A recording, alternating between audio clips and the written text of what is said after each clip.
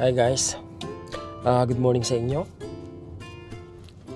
Tabingi, baka mapansin. Ang daming inis na inis, nakasumbero ko palagi di ba?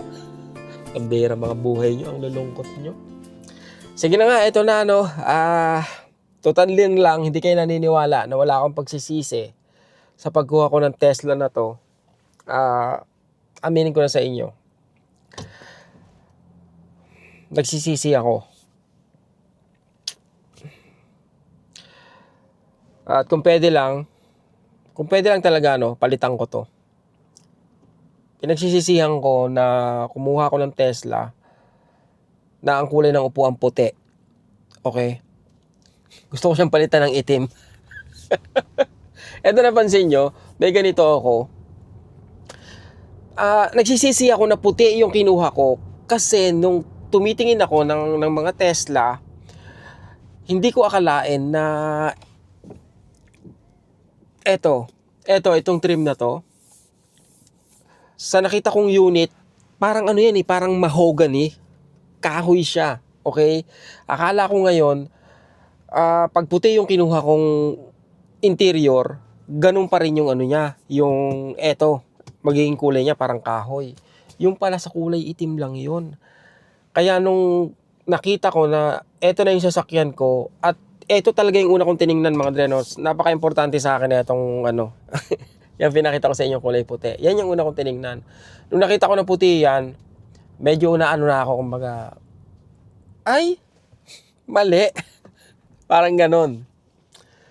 So, ayun. Yun yung pagsisisi ko. Sa maniwala kahit sa hindi, Tesla yung isa sa pinakamatipid na sasakyan na pwede nyong i-drive. Diba? Second hand yung kinuha ko kasi mura nga diba?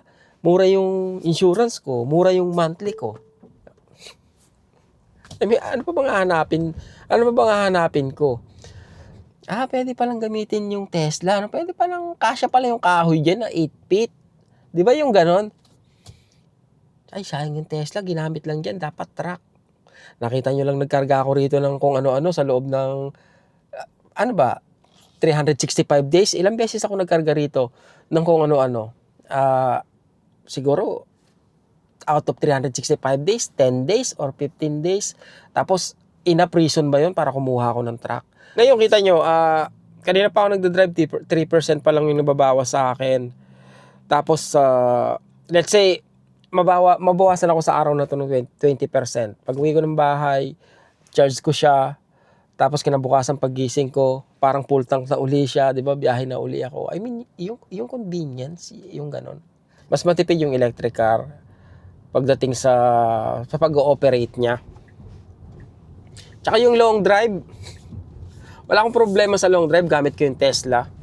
Ba't ko pagsisisihan na kailangan ko magpahinga, di ba? Ano kayo, robot? Magdadrive kayo?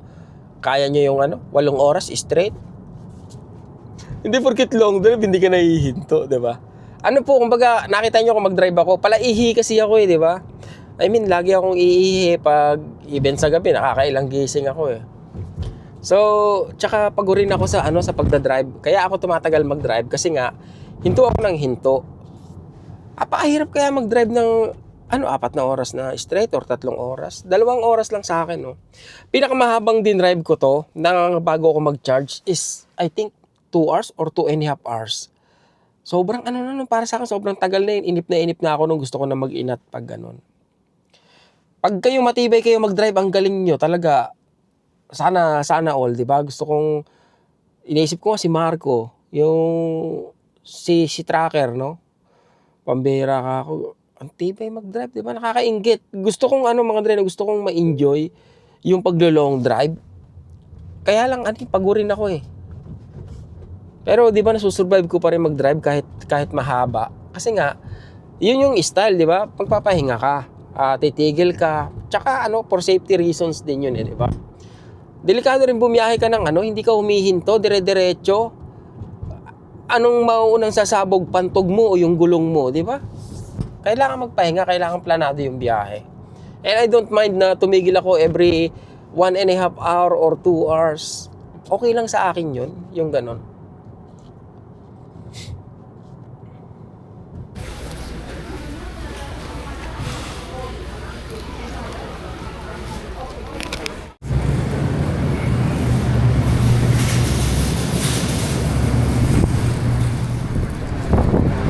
Uulan na naman yata.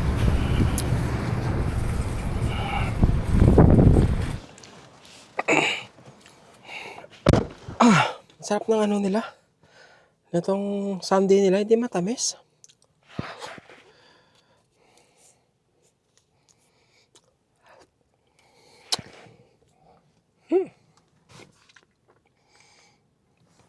Sa mga nangungumusta po sa akin,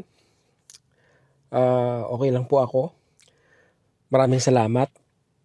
Sa mga nangungumusta sa buhay ng isang walang full-time job,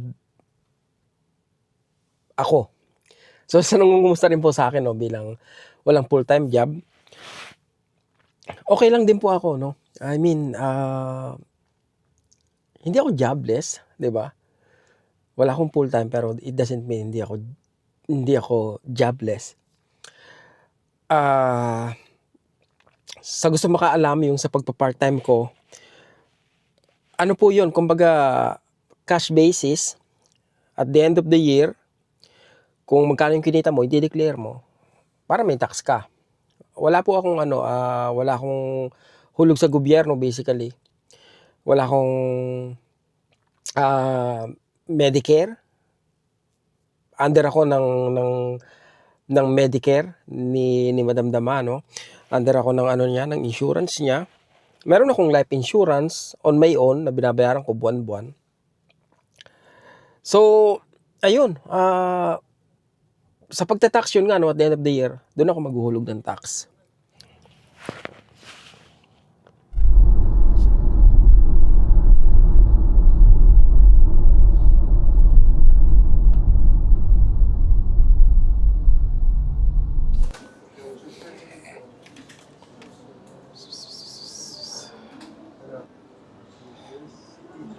Philippine Embassy, Ottawa. Okay.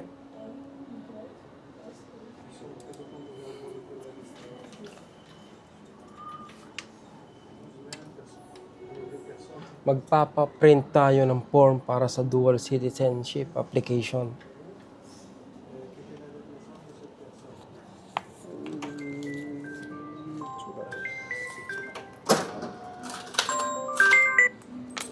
Hello? Nandito ako sa plaza. Anong meron sa Banhon Park? Akala ko may sugal. Banhon Park? Anong palabas? May sabihin mo muna sa akin, may pag yan ang ayoko, pag marites na hindi sigurado eh. Sabi. Sige. Okay, titingnan ko. Okay. Guys in the pool, don't move your feet and don't adjust, okay? Just keep it right there.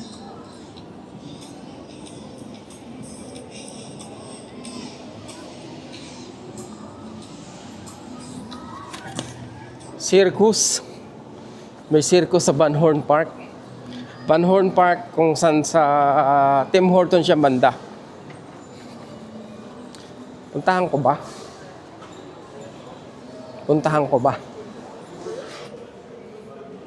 Ganda ng bagong relos ng Samsung, no? Problema ko lang talaga rito, ang bilis malobat. Yun ang isang bagay na pinagdadalawahang isip ko na kung babalik ako sa Samsung na relos. In terms of kumbaga function, mas maganda yung Samsung. Kasi nga etong Huawei hindi supported to ng Google. So wala kang Google Play, wala kang Google Pay basically. At saka kung ano man yung anumang application sa Android, wala to eh. Ang pinaka gusto ko naman dito, 2 linggo bago malobat, 'di ba? Kaya ayun din yung iniisip ko kung ba't babalik ako sa 'di ba? Parehas lang pala, no? Kung babalik ako sa Samsung. Eto 24 hours charge ka na.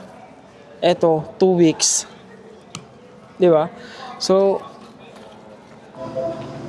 Isa sa masarap na bagel shop dito sa Montreal. Dito sa loob ng plaza yan, Plaza Codenage. At eto, yung isa sa dapat nyong matikman. Cheese bagel. At saka yung blueberry bagel. Where can I have two blueberry? Two blueberry? Yes, sir.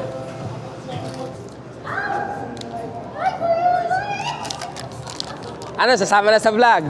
Hi, Kuya Ray! Lagi ka namin minamanood. Ito, idol na idol ka nito. Talaga? Hello? So, picture, Kuya. Sige, sige ba? Oo. Shout out sa mga taga ng mga. Nabotas? Oh, shoutout sa mga tiga Nabotas. Yan, oh. Buong Hi, guys. pamilya to. Ang dami nila, oh. Picture tayo, picture. 1, 2, 3. Isa pa. Yan. Dami oh. Thank you, Kuya. Nako, thank you rin sa inyo. Thank you. Salamat. Sino lagi nanonood? Yun siya. Jason. Thank you. Ito sa Walmart eh. Oh. Bye, Kuya. Ingat po. Oo. Salamat. Family Family Leonardo from Leonardo. Nabotas, Tondo. Yan. Oo, Tondo. Velasquez Tondo. Ay, Velasquez ako. Velasquez ka ba? Velasquez Emilio. Okay. Hi, guys. Yun. Sir. May yayin si sir eh. Thank you. Ingat po. Ingat, ingat. Na-champuhan din, no? Yun, thank you. Thank you, no? Ang daming sumusuporta sa atin, miski bata, di ba? Natutuwa. Natutuwa yung bata sa katakawang ko raw. Parang hindi raw ako nagpapahinga, kain ako ng kain, no? Shout out, Trace Calib Mateo. May pagkain na naman tayo, okay? Shout out sa'yo.